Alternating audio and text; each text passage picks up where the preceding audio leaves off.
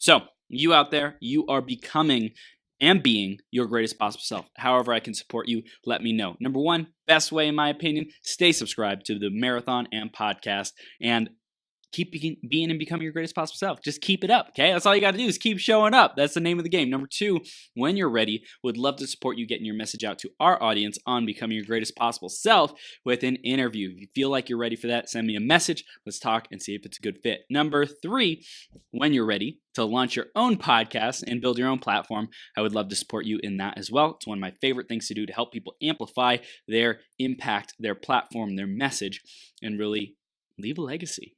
Like why are you here? You're here to leave a legacy. You're here to make a difference, and I want to support you in that. So send me a message. Email chris@beyourgps.com, Instagram @IamMillionaireChris, or facebook.com/th3burns. Would love to hear from you, and however I can support you, I'm here for you. Next up is the iTunes review of the week. This week it's by Brian Kelly. Brian says, authentic and energetic. Chris is as authentic as one can be. He loves helping people, and his energy is infectious.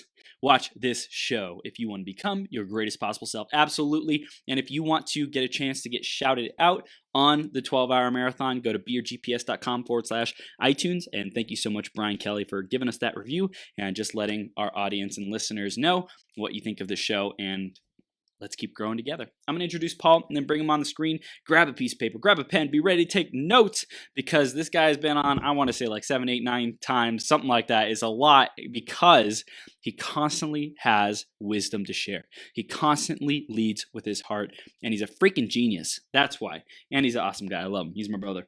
Let's introduce Paul. Mr. Paul MacFarlane, president, founder, and professional human being of the 1101 Experiment. Paul is a business and brand strategist with global Fortune 500 experience. He's a writer, designer, producer, director, public speaker and trainer, motivational, inspirational expert, screenplay writer, musician, and more. But it all comes from one place: Paul's desire to bring universal love, oneness, and success to businesses and individuals, to do good and help people realize their greatest potential. Love, peace, and understanding in everything Paul MacFarlane does, but business and brand strategists will do for today. And we're blessed to have Paul with us here today. Paul, you ready to rock the house, my man? We're going to caress the house. Caress the house. We're going there today. To your point, for anyone who's tuning in for the first time, and I hope there are, this thing that you do every Wednesday is a true garden of inspiration. It's the energy you bring, your curiosity and your support for everyone, your high energy, and all the different people who have their stories to tell, whether they have something to say or something to sell. Oh gosh, I'm rhyming. It's always worth it. You just pop in when you can, listen for a few minutes, and you'll hear something inspiring and supportive. And that is my goal too. Absolutely. And we're bringing good stuff for today. I got great stuff for today. Yes, I know it. You always have great stuff. So we're going to dive right into the theme, man, which is the one thing. We'll start off with that. What's your perspective on the one thing, Paul? My perspective for right here, right now, is it's important to know how to be calm during the storm. And what does that mean? You know what it means. It means when you're feeling like the world's going to end for you, you're at your worst point, you're depressed, you're afraid, you're anxious. It's, I've got $78 in my bank account. Oh, I owe $80,000. I don't have any business coming in. Or actually here today, I had a client who was sleeping very well actually berate me on a video call this morning and just be very abusive, which kind of felt kind of crappy. And then I got a rush project that I've got to get done, quite soon. And then, my niece who lives next door, his health isn't very good, and we were concerned that she was having a seizure. So we had to go over there and help her and check out what was really going on. And, that qualifies pretty well for a pretty kind of rock and sock and kind of stressful day. So how do you deal with bad news? How do you deal with lack? How do you deal with the things that bring you down. Hmm. Well, in my left hand, I happen to have right now a little piece of hematite. Ooh. And hematite is a very grounding kind of stone. Yeah. And sometimes by holding it, in the left hand to receive that energy is kind of nice. Mm. But keeping calm during the storm, again, we've all been there. Sometimes people say, I've hit rock bottom. I'm going to be homeless. I'm going to lose this. I'm going to lose that. This isn't happening. Someone broke up with me, whatever, all those things that happen. And I wouldn't be a bit surprised if anyone listening right now or watching right now is either going through something like that, recently has gone through something like that, or knows someone going through something like that. I'll start with a very simple quote. I wish I wrote it, but I heard it again this morning, which is, man or mankind or womankind, we live between two thieves. Mankind lives between two thieves. Chris, any guess what those two thieves are? The past and the future. Oh, yes. Now, why are they called thieves? Wow. Well, let's put it in one of my favorite kind of contexts. Yeah. An hourglass. Mm. I'm going to turn it over. Here we go. So, when you have an hourglass, remember, this is the past. Mm. This is the future. Yeah. Problem is, we don't know how much time we have. That's right. Can't do anything about the sand down there. But look how fast that's moving. Mm. That's the now. Yes. This is where life is happening. This is where life can't happen. This is where it already happened. This is what we have right now. So when you think about life flowing, going, running out of time, and if you spend your time thinking about that, the thief of the future, through anxiety, is robbing the joy of the now. Yeah. The thief of the past, which can be shame, regrets, robs the joy of the now. We'll come back to this. Yeah. So the present moment is the only place that you can be calm during the storm. And if the storm is going on and it's sweeping you into the future of worry or into the past of shame and regret, then you're not being present. And ultimately, it sounds like the one thing for you is to really be in the present moment. And I think for everyone, and to be in the present moment and go a little farther than that. Go just a little bit farther than that. Can anybody really exist in the past? No. Time travelers, raise your hand. Come on, that's okay. Okay, accept that. You can't really live in the past. No. You can think in the past, which makes you living in the past, but you can't exist in the past, and you can't exist in the future. Yes, the best thing to do is you can have gratitude for the past. Right. You can treasure memories, fine. You can make plans for the future. You can anticipate, and prepare, fine. But you have to. You have no choice but to live in the now. So what does that have to do with being calm in the storm? Well, let's think of an actual storm. It's already a metaphor, so let's stay with it. Storm in the sky, thunder, lightning, clouds. Clouds. I like the French word, nuage. Nuage. It's a great word for cloud. Clouds in the sky. The sky is life, but the clouds are thoughts. They form, they pass, they build, they rain, they storm, they dissolve. And interesting that clouds give us also perspective. If you see clouds on certain days, they're going off into the horizon, you get an idea of the bowl of the sky over the earth, right? It gives a scale sometimes. But think where you're living now. You get some pretty cloudless skies, don't you? Yeah. Summerlin, Las Vegas. Yep.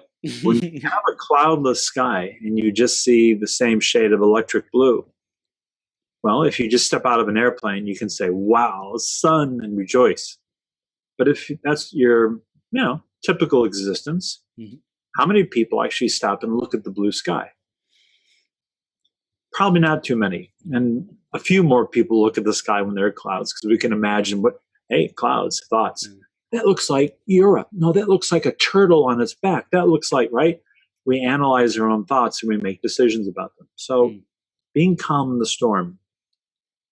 Let's just imagine someone is worse than broke and they are struggling and they're dying for income, clients, or a job, business.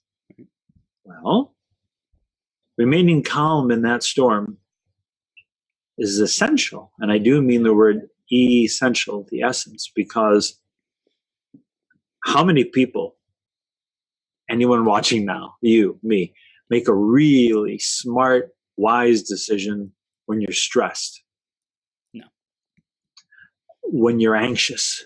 Nope. What is it? Emotions. When emotions are high, intelligence is low. Right.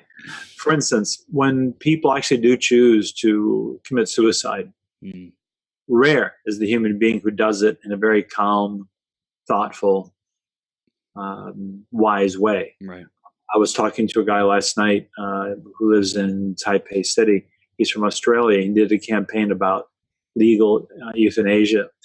And there was a story of a guy who just had the worst illness, doesn't matter what it was.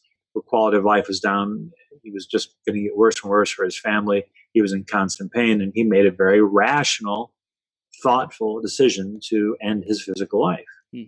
Most people whose viewpoint of life becomes depressed, suicidal, it's a very, very powerful emotion and a story we're telling ourselves that things can't get better, things won't get better. So during the storm, and I chose that word very carefully, a storm is violent energy. It can be a fierce argument with a loved one or a client or a neighbor or a friend. It can be something tumultuous that upsets your calm and your equilibrium in life, financially, physically, intellectually, emotionally. They are powerful. So what do you do in a storm? Some people close the windows, pull the curtains, and cower because they're afraid of the storm, and their story is telling them they could get hurt in the storm, so they want to protect themselves.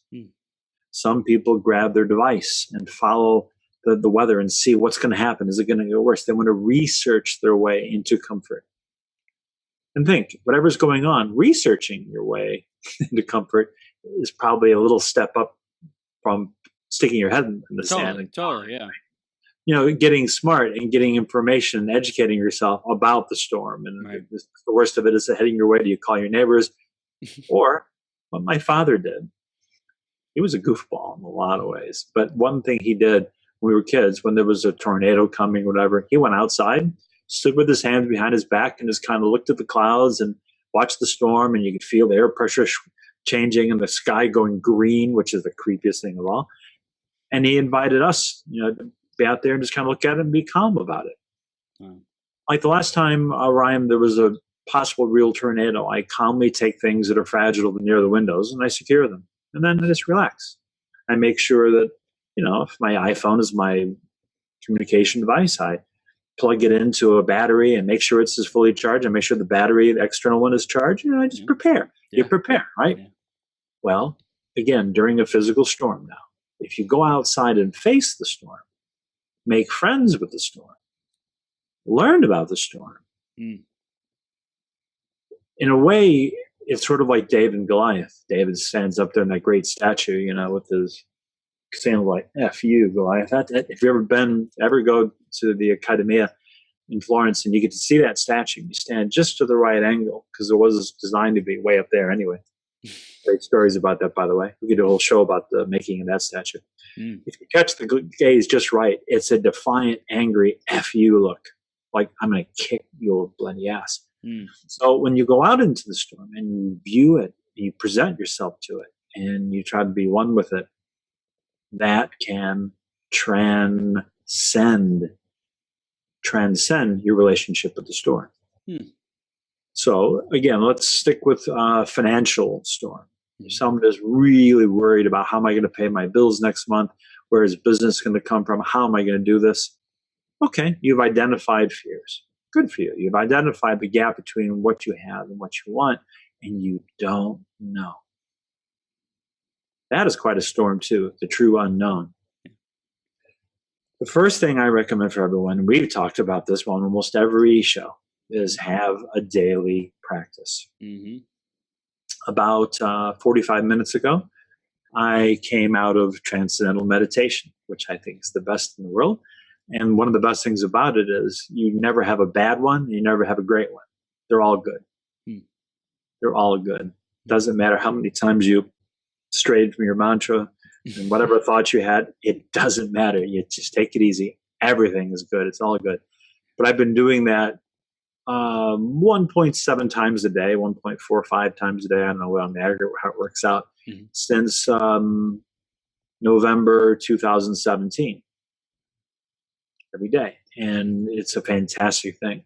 Having a daily practice that calms you, Calm, the app, Calm with my crush, Tamara Levitt, her voice and everything. If you find something that works for you, you find something that grounds you, lowers your blood pressure, makes you feel like everything's okay, music, a book, a video, I don't care. Have a daily practice because storms will come, and having a daily practice or even access to a piece of hematite or whatever it is really essential to being able to weather them.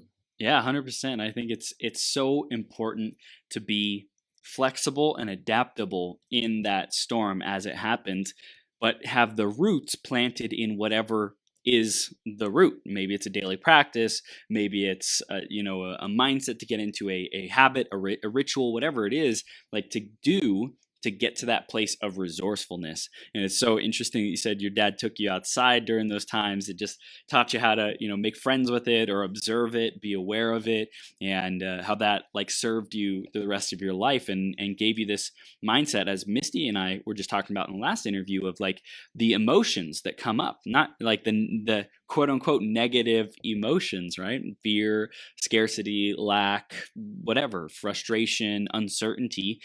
To be friends with that, to welcome it, to accept it, to allow it and acknowledge it so that we can move through it and move through the storm to brighter skies, bluer skies. You said something earlier. I want to go back to it's being flexible. Flexibility. Let's use nature again. Think of a really powerful windstorm and see a very dry, big tree. The wind will snap off limbs and maybe break it in two. Totally. It is inflexible. Now, drop your eyes down lower, lower, lower, lower to the grass. Has a tornado ever just ripped grass out? No, it can rip this tree that bends everything. But the point is the grass has got roots, but above it is just as flexible as a. That's one of the principles of Tai Chi Chuan, speaking daily practices in the Chinese martial art, where we stay rooted to the earth, but we're very flexible above. How do you cultivate flexibility during the storm? How do you? Oh, okay. And, all right, well, the way you cultivate flexibility is you have to have options. Again, anyone who has ever felt suicidal, that means your world has done this, and the number of options are closed. I just see this horrible little slit of darkness, and what's the use of living in that? Well, when you have options, when you see the great big wide world full of opportunities and options, most of us feel better. All right, so options means, let's say, stay with financial. Some people think there's only one way I can make money. I need this client to say yes today. I need this company to see my resume and hire me, or I'm not going to have a job. I need this client to find my website, or I won't have a client. Many times we think that. We pump a lot of importance on particulars. Yeah. Well, an option is trusting and believing, which is another topic, but trusting and believing that there's always more. There's always more. In fact, that is a great meditational thing to get you out of the darkness of a storm of anything going on. There's always more. There's more clients out there for me than I'm ever going to need. There are more places that could hire me than I could ever imagine. There are more ways for me to earn a living. There are more ways for me to make money than even I can imagine right now. There are more out there. So the next step is, okay, how do you find them? Research, talk to some friends, read some stories, look online, whatever, just go out for a walk and just imagine new things coming to you. Yeah. That mindset is flexibility. Yeah. It's that I have enough water in my system to be flexible physically. And by being physically flexible, mentally flexible, that means I can be allowed to bend in different ways and to allow different things into my life.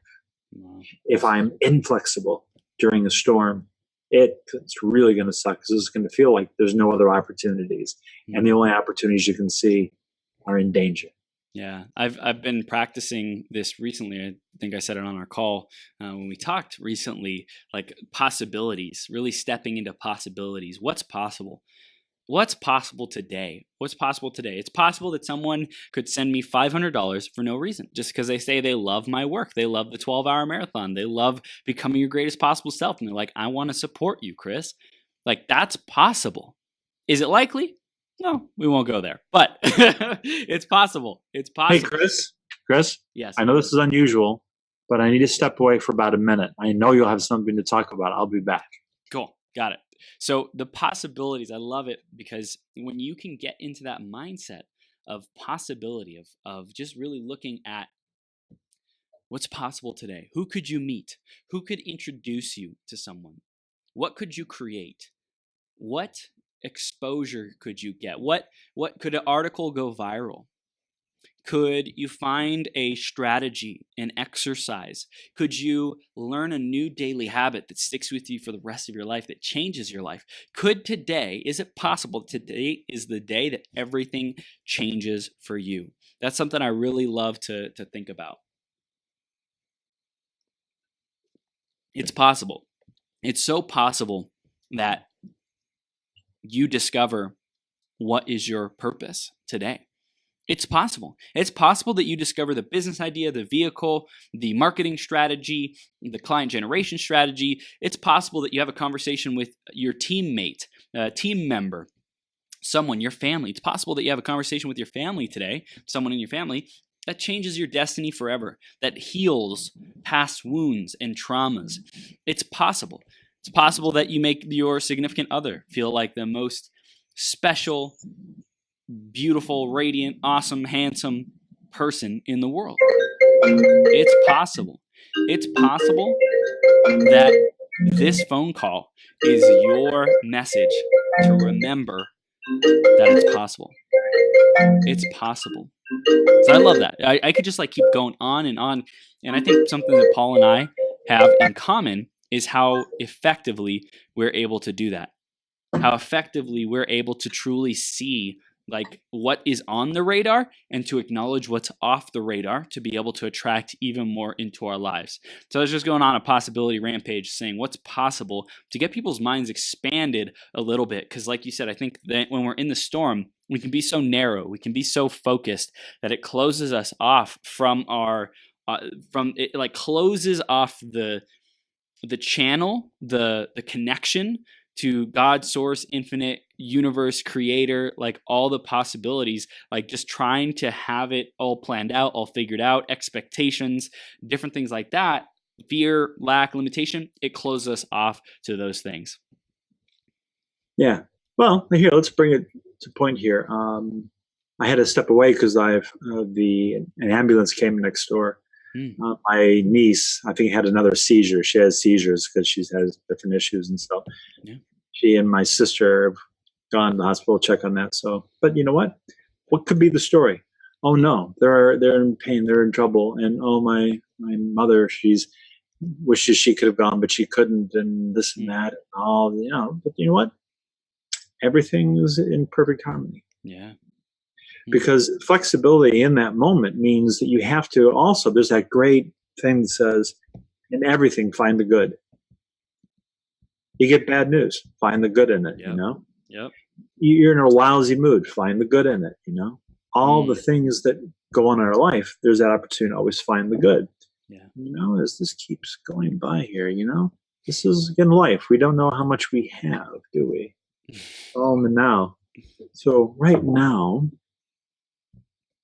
it's just very interesting because I don't think I really attracted these things today because of choosing the topic, but I do think it's just wise to know that existence, if you watch nature, in nature, if you like a garden and you like to plant flowers and things, to be a certain way, and you look at the way things really grow in nature, like in a forest, a real forest, where there's every stage of life. There's a new thing coming up from the ground. There's a dead tree that's fallen and knocked over a dying tree, and all this chaos that really happens. But nature just keeps growing through it. And the ivy and the moss and the animals make homes. It's just in constant flux and change. It's quite interesting that when you recognize and embrace the change, like embracing the storm. Yeah. What is the storm? Is the storm something that's violently trying to hurt me? No, the storm is just expressing itself. Just expressing itself. Oh, that's expressing itself. What an interesting idea, right? Being calm in the storm. Which implies two things. Understanding the storm and knowing how to be calm. So daily practices to cultivate calm. See, my calm, through enough practice, I can slip it on like a sweater anytime I want to. Almost anything could be happening. I mean, the earth could be breaking apart in pieces and flying out into space, and I'm on a fairly small chunk with someone I don't even like. I could be calm if I wanted to, because I know how to. So being calm during the storm, understand and make friends with the storm, and know how to be calm. I guess that's it. This is great. I love it.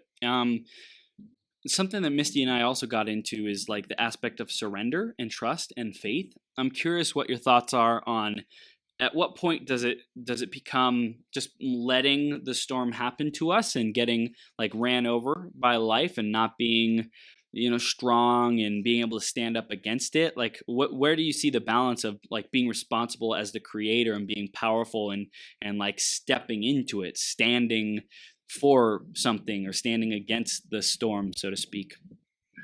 Well, the idea that surrender, as we should know, everyone should know very clearly, is not the same as quitting, is not giving up. Surrender simply means that I'm a part of something greater and I'm relaxing into it, into the arms of the universe, if you wonder, into the arms of possibility.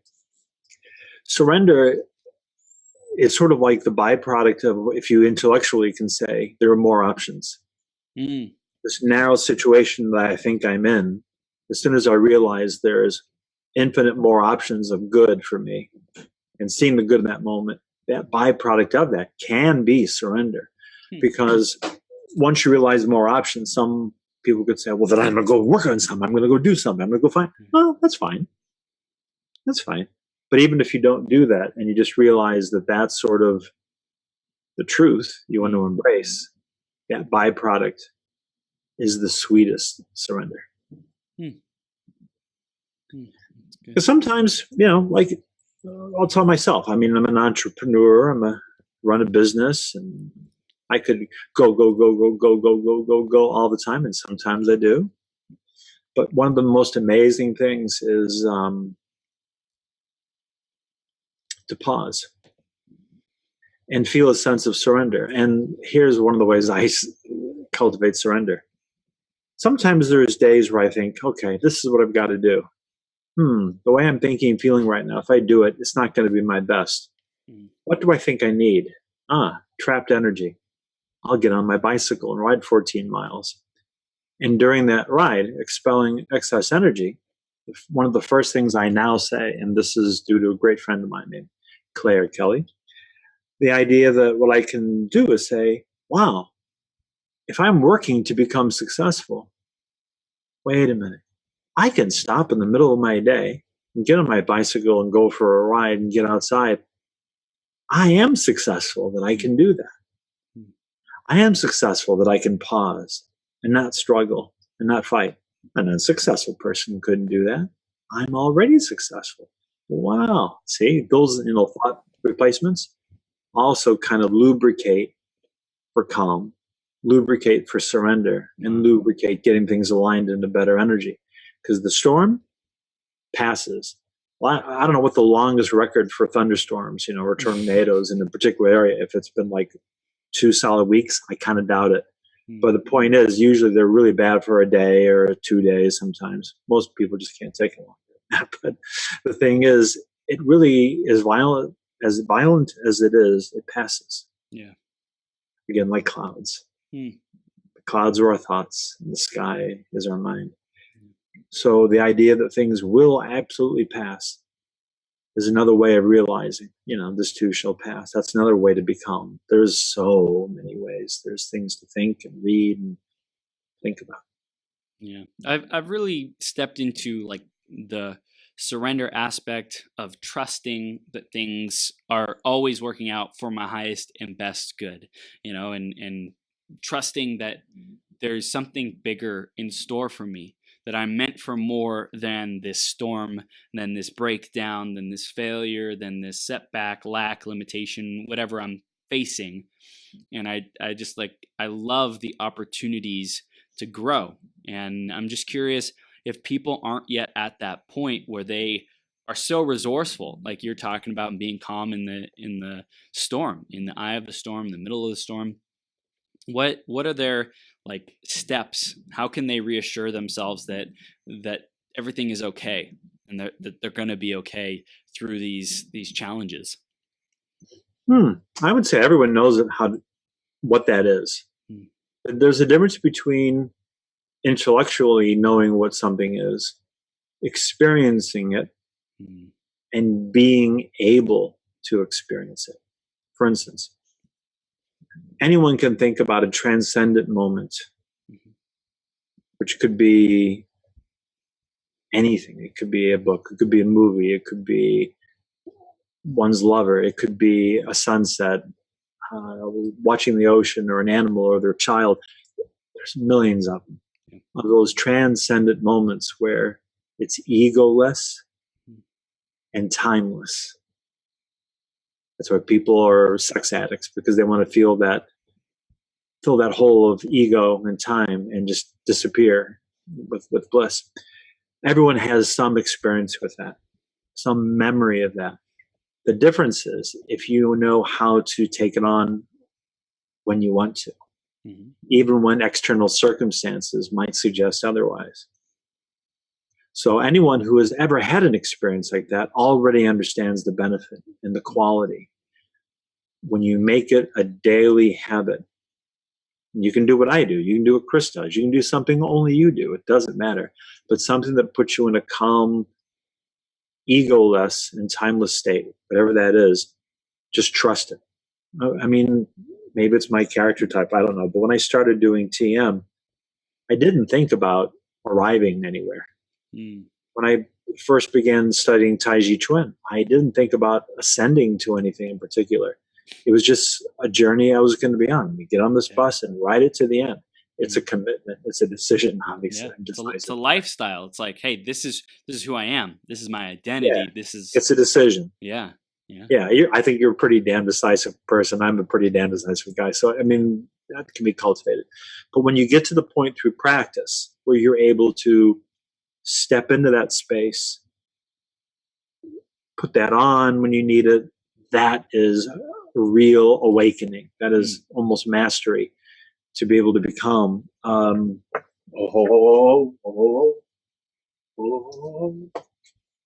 this beautiful book, As a Man Thinketh, by James Allen. We've got time, don't we? Sure we do. I want everyone to relax, including you. I'm going to read to you the last chapter, which is called Serenity. Okay. In fact, this chapter is so sweet and so good, I could rip out all the other pages, and this would be the whole total value of the book.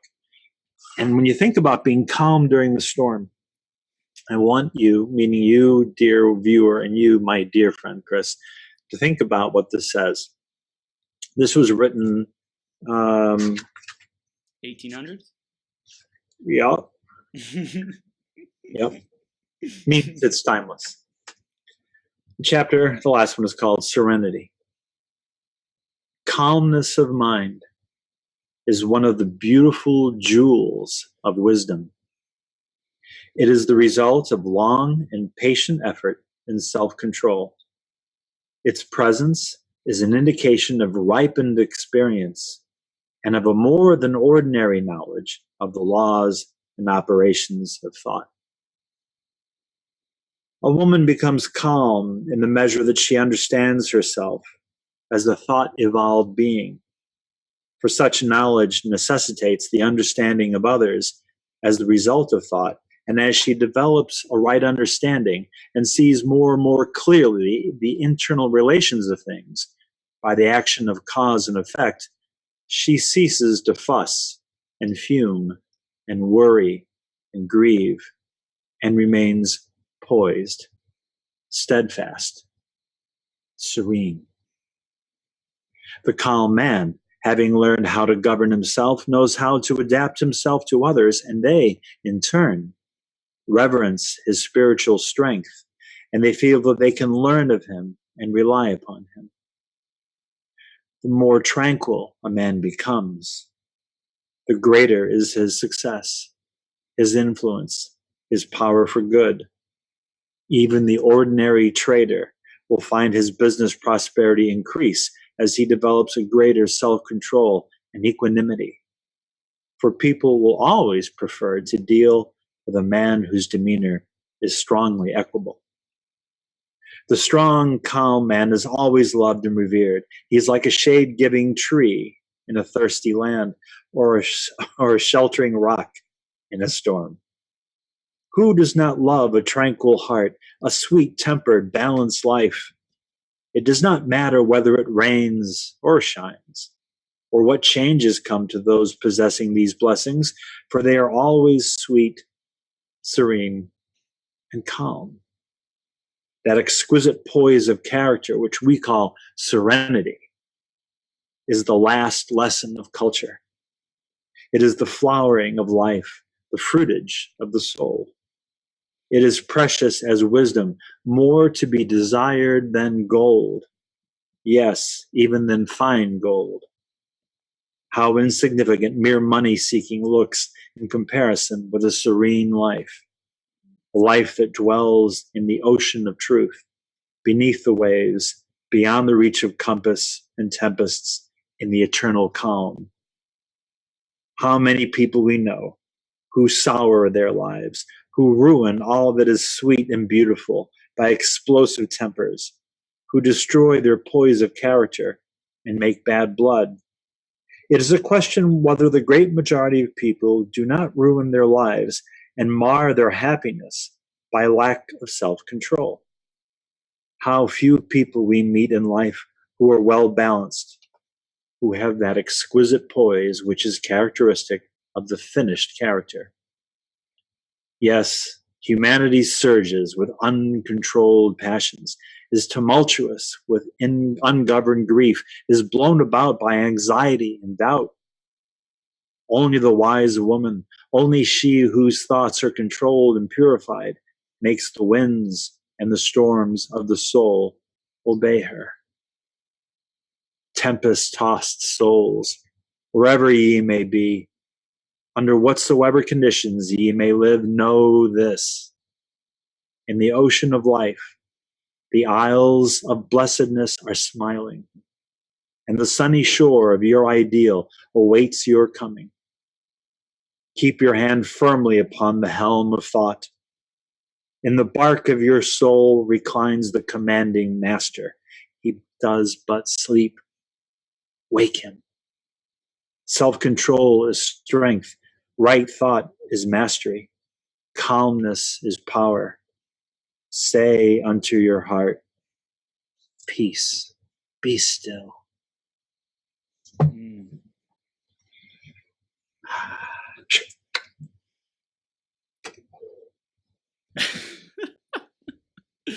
That's just the very best thing I've ever read. That really is the silver thread of meaning. Thank you, Jonas Bergwell, through the discussion of being calm during the storm. Wow. It takes practice. Yeah. But no one is so weak, no one is so powerless that they cannot too be calm. Yeah, we all have whatever our next step is. We're all somewhere along the journey, and the next step might be to crawl, to just move another inch forward. And there's nothing wrong with that. Yeah. And there's nothing like, it's almost like there's nothing wrong and there's nothing good about that. It's just what is. There's no judgment. It's just what does our soul yearn for? Our souls yearn for, in my perspective, growth, transcendence, expansion, love. And if someone is in stuckness or overwhelm or anxiety, they're not experiencing what their soul truly wants, that highest vibration, heaven. Right? I think a lot of people say heaven is somewhere up above us. I believe heaven is on earth when we create it. Heaven is all around us when we create it, when we're experiencing joy, love, and transcendence. So what's the next step towards being and experiencing heaven? Well, heaven, like calm and serenity, is absolutely a quality. Mm. Some would call it a place, but let's just stay with quality. Qualities like that don't have an endpoint. You don't attain a calm mind. I mean, you do, but you don't. You don't get a black belt in serenity. You don't get a trophy for calmness of mind, although that would probably be a step in the right direction, everybody. It is absolutely a quality. And if you get a glimpse of it, by calming your mind and your body with some regularity, even for the first day, you may sense, wow, that feels really good, like your breathing exercises and you do at the beginning. Yep. That sets things in the right direction. And then through our habits, we may build anxiety and we may go away from that space, but that's okay. The first step is still a step. When I say, if I had a bottle of wine, but I don't, I have an empty beer bottle, which happens to be a Stella. In the smallest sip of the beer is all of the beer. So in the slightest glimpse, the briefest quality of calm and serenity is complete calm and serenity.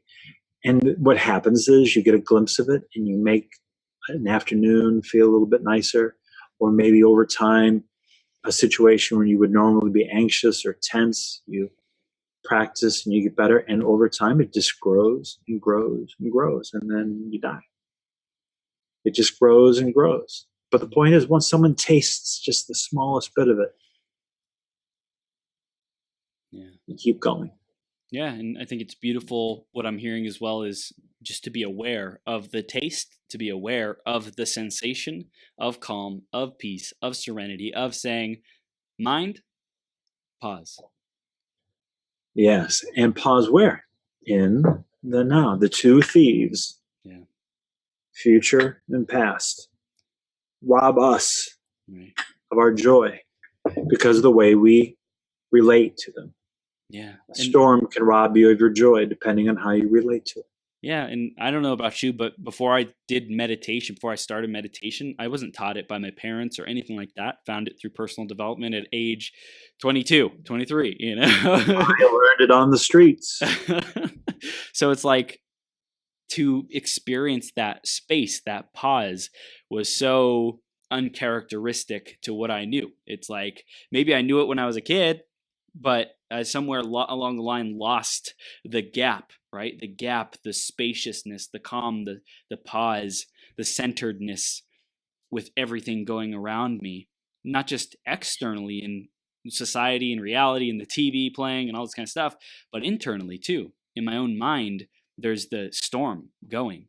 And so to be able to be present and not react to the storm, not get blown over, not hold on to a thought and get carried away, but to just be there and just allow it to pass through and come back to center, come back to center, come back to the roots, come back to the roots. Which is a disruption. As much as we may think the storm, emotionally, financially, intellectually, physically, is a disruption to our state of being, calmness is the disruption to the way we normally think about the storm. Yeah. Yeah. And the universe, they say the one thing that is always constant is change. Right. So it's like to pause the change that is constantly going on to create a stillness it's like antithetical to life. The revolution. All my people say revolution. All my people say revolution. It's a revolution of serenity. Yeah.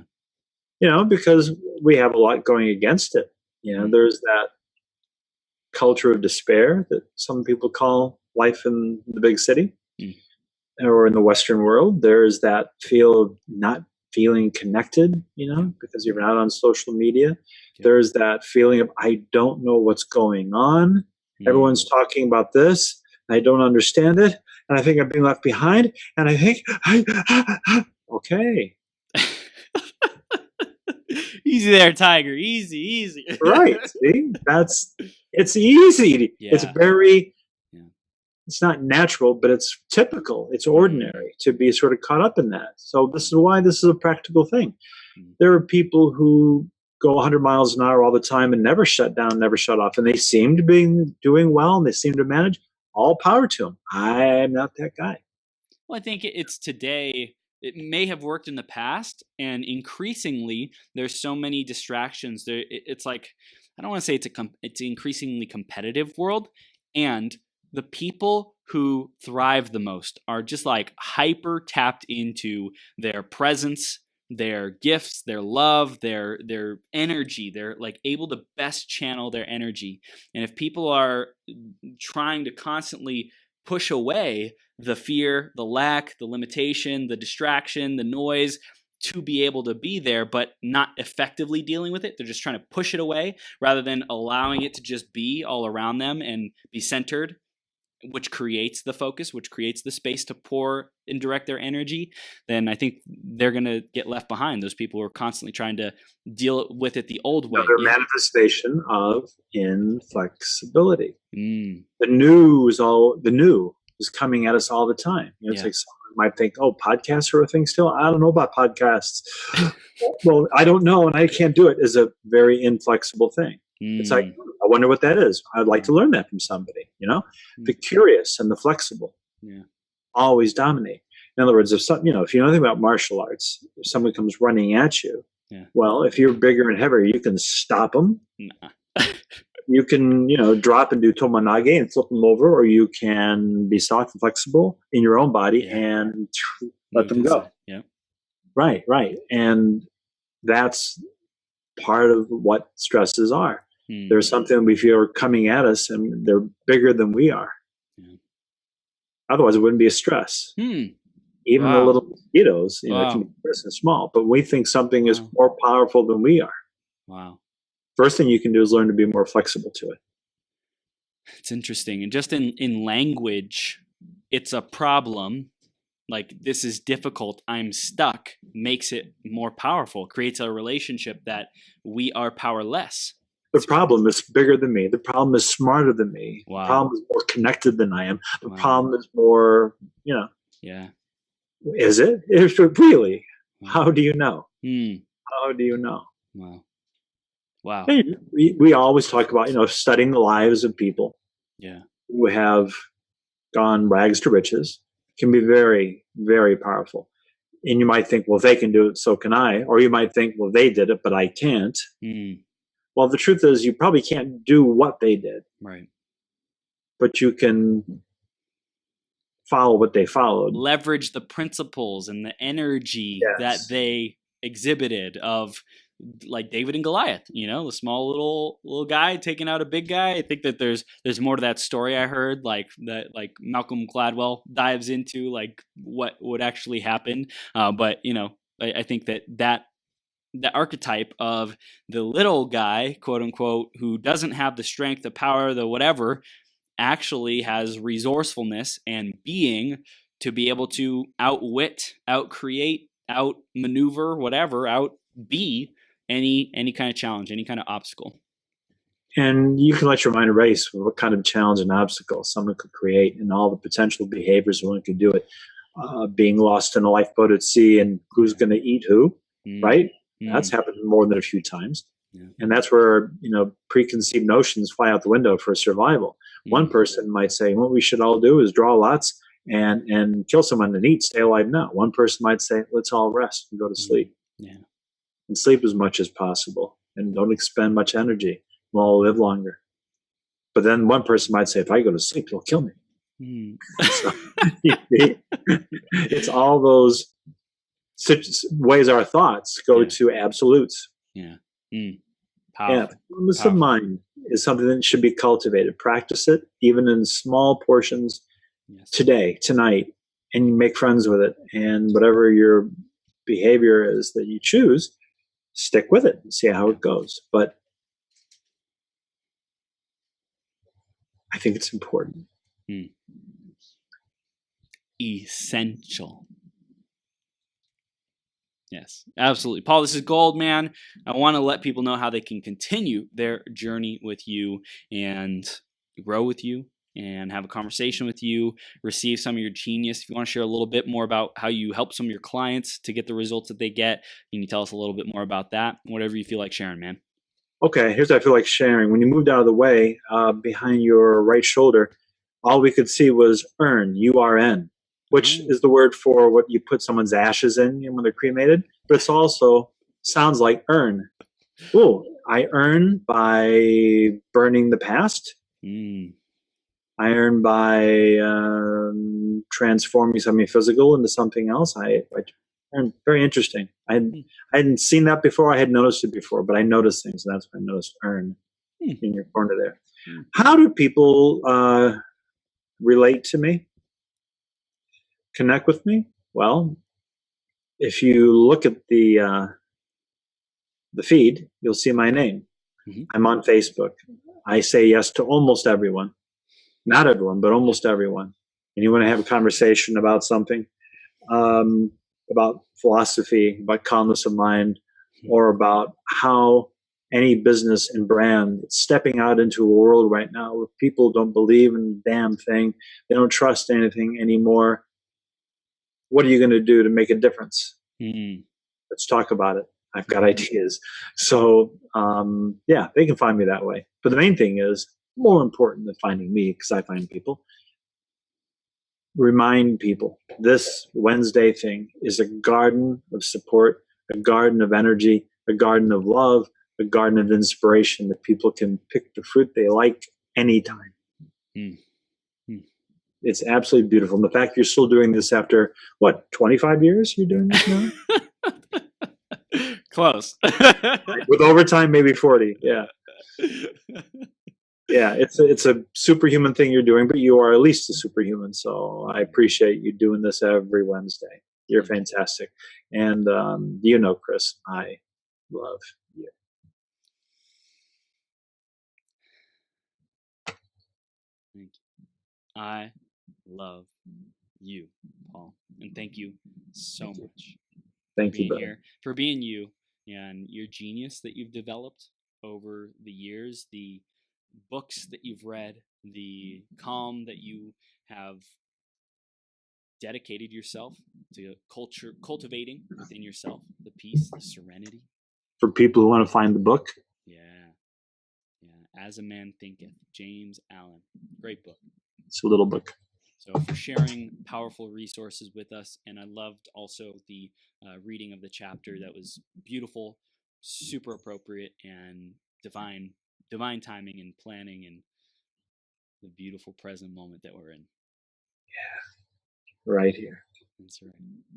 Right there.